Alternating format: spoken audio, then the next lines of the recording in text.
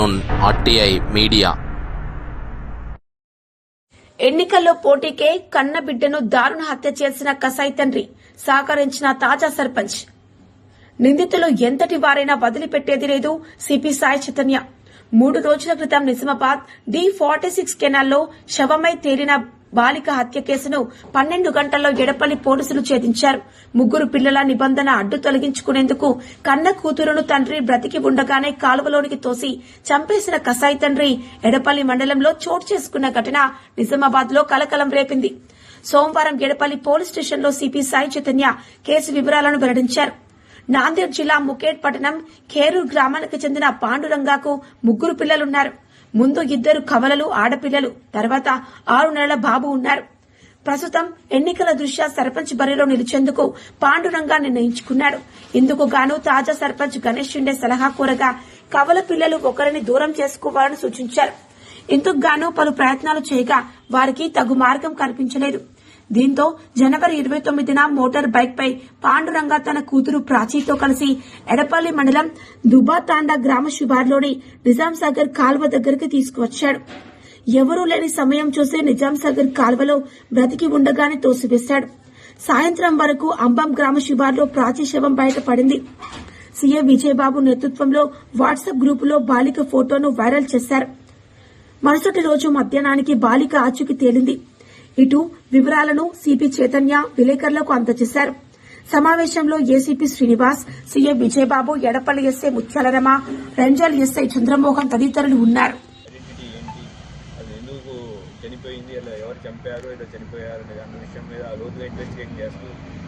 Technical analysis మరియు మిగతా WhatsApp, social తర్వాత హార్డ్ ఇంటెలిజెన్స్ ద్వారా తెలిసిన విషయం ఏంటంటే దీనిలో ముఖ్యంగా మొత్తం అన్ని విధాలుగా ప్రయత్నిస్తుంటే ఒక సుధీర్ అనే కానిస్టేబుల్ PC630 ఆయన వాట్సాప్ స్టేటస్లో ఈ అమ్మాయి కనిపించట్లేదు, ఈ అమ్మాయి ఇక్కడ చనిపోయి ఉంది అని దాంట్లో సెర్చ్ చేస్తుంటే ముఖేడ్ మహారాష్ట్ర గ్రామస్తులు ఈ అమ్మాయి యొక్క నేటివిటీ ఏముంది, ఈ అమ్మాయి ఫలానా కెరూర్ గ్రామం ముఖేడ్ తాలూకా అని చెప్పడం జరిగింది.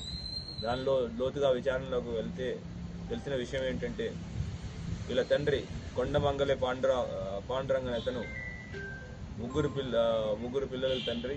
అతను ఆ గ్రామంలో కొరూరు గ్రామంలో విరాట్ అనే సెలూన్ నడుపుతూ ఉండేవాడు. అదే సెలూన్కి గణేష్ షిండే అని ప్రస్తుతం సర్పంచ్ ఆయన రెగ్యులర్గా వస్తుండేవాడు. వీళ్ళ డిస్కషన్లో ఏంటి అంటే 6 నెలల్లో మహారాష్ట్రలో గ్రామ పంచాయతీ ఎలక్షన్స్ ఉన్నాయి.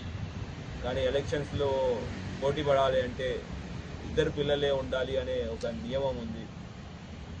అయితే ఈ పాండురంగన్ అతనికి 3 పిల్లలు ఉన్నారు. ఎట్లయినా ఒక పిల్లల్ని తగ్గించుకుంటే వాళ్ళు పోటీ పడే అవకాశం ఉందనే దాంట్లో ముందటి నుంచి చాలా ప్రయత్నాలు చేశారు. ఫస్ట్ వేరే వాళ్ళకి దత్తత ఇవ్వడానికి ట్రై చేశారు. వేరే వాళ్ళ దగ్గర పెంచడానికి కూడా బాగా ప్రయత్నం చేశారు. పూణే కార్పొరేషన్ ఆఫీస్ కూడా వెళ్ళి ప్రయత్నం చేశారు.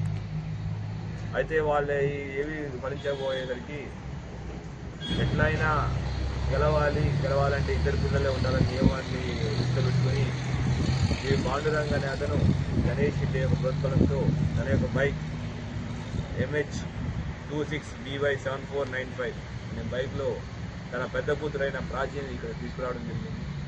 తీసుకొచ్చి నిజామాబాద్ తీసుకొచ్చి ఇక్కడ అంబం దుబ్బదండానికి అంబం వెళ్ళే దారిలో పాపని నిజాంసాగర్ కెనాల్లో తోసేసి వెళ్ళిపోవడం జరిగింది.